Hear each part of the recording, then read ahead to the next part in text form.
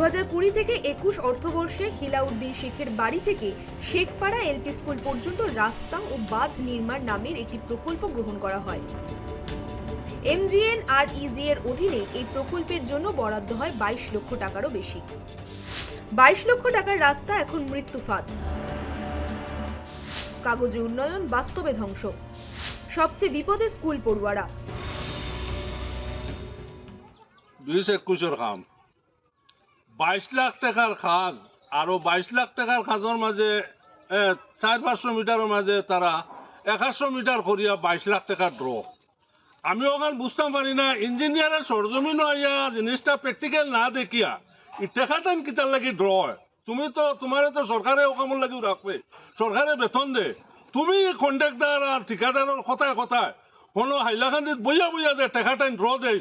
আজ ওই যে ছোটখাটো বাচ্চাইতে এত কষ্ট কথা আর দাঁড়িয়ে দিয়ে ছোট ছোট ফুসকুন্নি, আজকে যদি ফুসকুন্নিতে একটা বাচ্চা ডুবিয়া পড়ে তাহলে এর বিহিত ব্যবস্থা কিতা।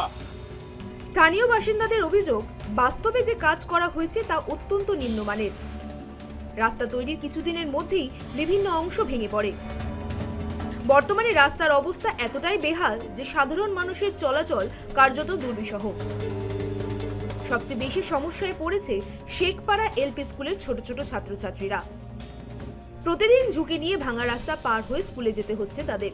অভিযোগ, টাকার বড় অংশ গায়েব। 7 দিনের আলটিমেটাম। বাসিন্দাদের অভিযোগ, রাস্তার নামে শুধু কাগজে কলমে কাজ দেখানো হয়েছে, বাস্তবে কোনো টেকসই উন্নয়ন হয়নি। সরকারি টাকা কোথায় গেল তার পূর্ণাঙ্গ তদন্তের দাবি তুলেছে তারা।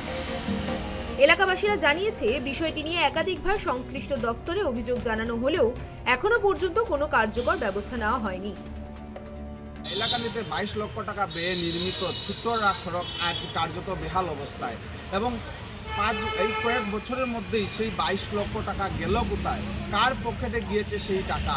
এবং আজকের দিনে বলতে হবে লালা উন্নয়ন খণ্ডের মোহাম্মদপুর, জয়কৃষ্ণপুর অঞ্চল জুড়ে একই প্রশ্ন ঘুরপাক খাচ্ছে।